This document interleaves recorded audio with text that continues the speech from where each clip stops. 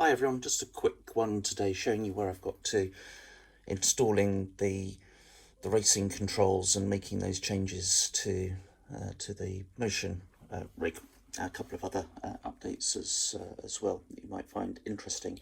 Right, so let's start off with the obvious. As you can see, I've removed the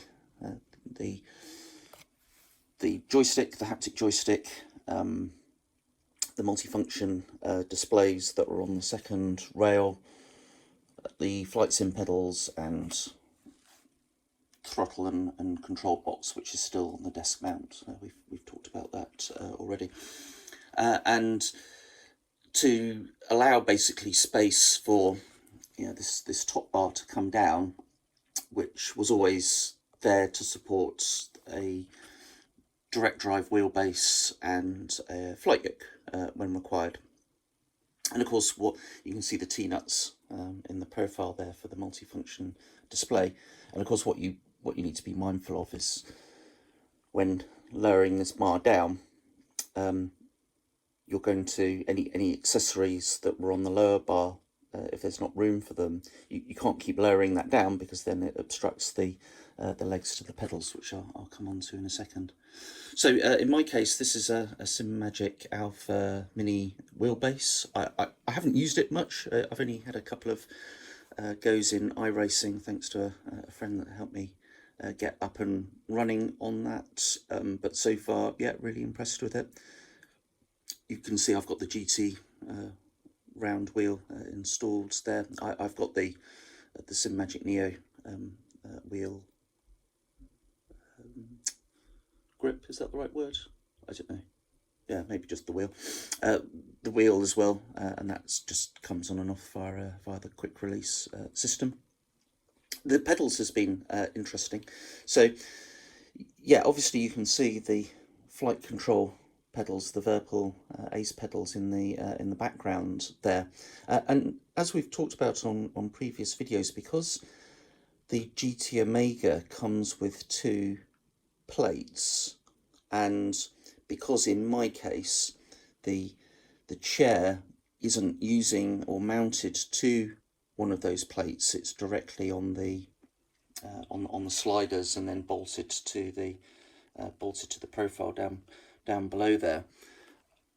I need this chair to be in its lowest possible position because I do not have a lot of headroom in the location where the sim rig is. In fact, it might be that I need to, bring it forward to so the headrest sits more in the in that sort of gap area there. Obviously, I've tested it, but when the sim rig is at its full maximum height, the top of the headrest is not far off that wooden beam up there. Now, fortunately, I'm 5'7" on a good day, and the height of my head is not higher than the headrest, but for others it could be, and there's always you're going to need that that tolerance for safety as well, because there's a lot of force in this in this rig, and the 6 motors that power it. You wouldn't want your head to be colliding with that wooden beam. So what that's meant is, because the dimensions of those plates for the pedal and the seats are broadly speaking the same, they've got different drill holes and cutouts. I've used the seat plate for the flight pedals and drilled in some additional holes so that the Peripheral Ace pedals there bolt straight down in the position that I want. And I've used the proper pedal plate to mount these inverted SimMagic pedals here. These are the P1000s with the hydraulic brake, and as you can see, I've got two haptic motors on the one on the brake and one on the accelerator there to give you some feedback from the sim. Very pleased with the pedals. They feel very comfortable. The reason I went for the inverted set wasn't anything to do with my abilities as a sim racer.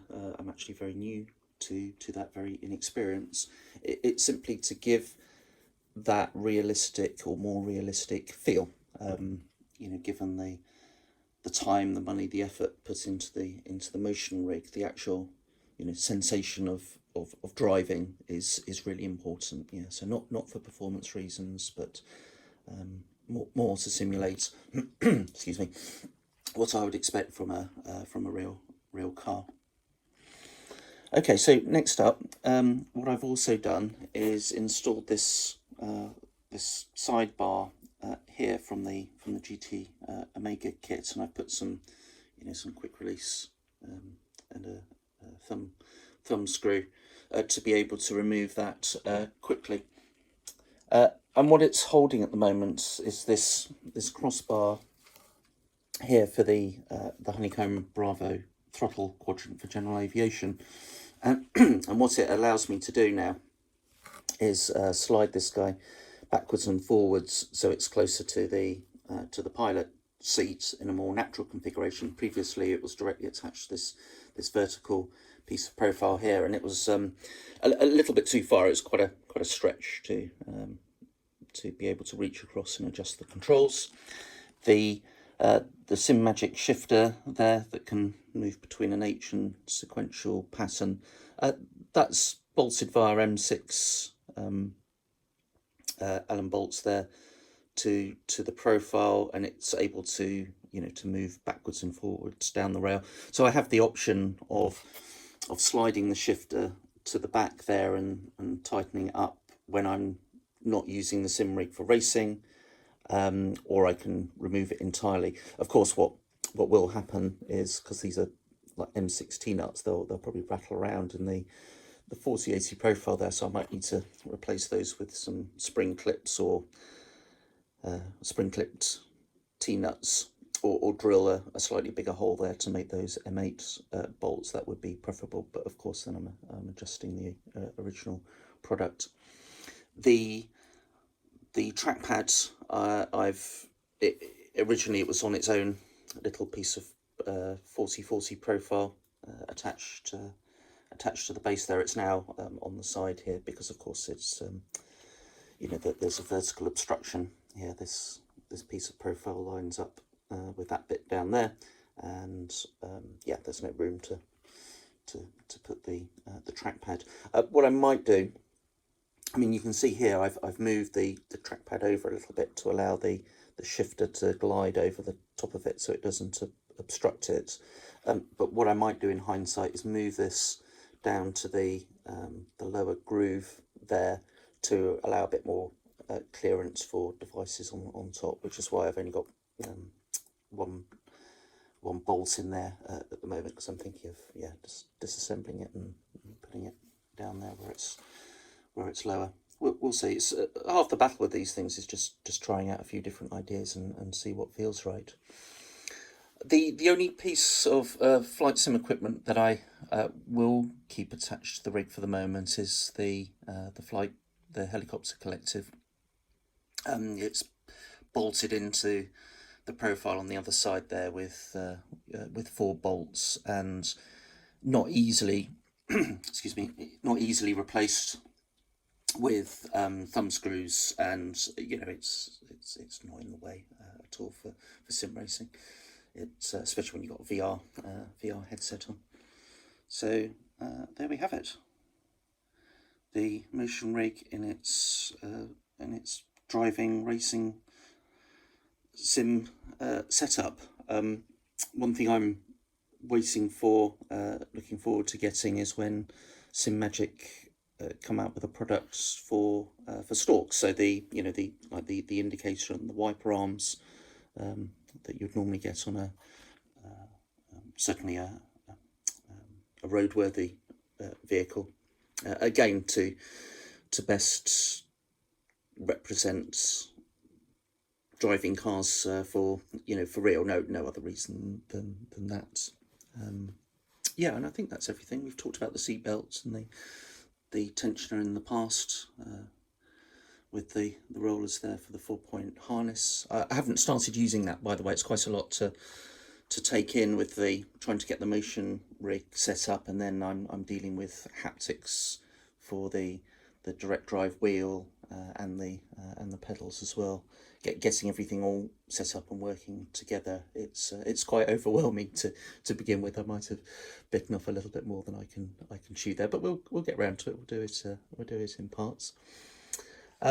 Next up on the list is I've got this wind kit here. So on the left hand side you can see the ducting and the fan, 120mm fan, and there's some controllers down there as well. So two bits left and right.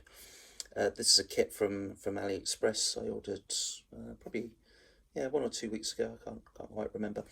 And I've got this specialist 3D printed ducting kit here, which I think just tidies up the presentation for when the wind force and wind comes out of the ducting and controls.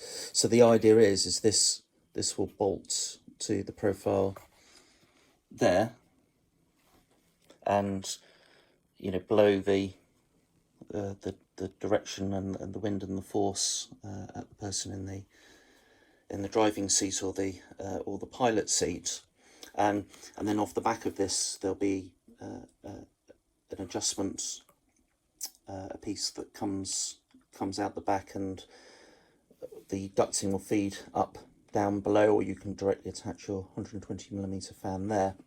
In my case, I'll start off with the ducting, and route the pipe work down to the side to keep the fans and the noise further away from the person in the chair. But I like this because it's got because of its lower profile. It's it just looks a lot nicer. So as well as the functionality of the sim rig, because it's a large piece of equipment that takes up a lot of space in your room. The actual aesthetics and the look of it, they're important as well. Not as important, I would say, for obvious reasons, but still important. And I think that's a much neater solution. So that came from an Australian company that specialises in, I guess, sim arcades and setting up sim rigs and things like that, and that arrived earlier this week. So looking forward to getting that set up probably next week. I'm still waiting for an adapter and accessory to make it all plumb together, but hopefully that should all start to work. All right, so that's it for today. I hope you found that interesting. The Motion for Sim rig there, set up for racing. All right, thanks for watching, and bye for now.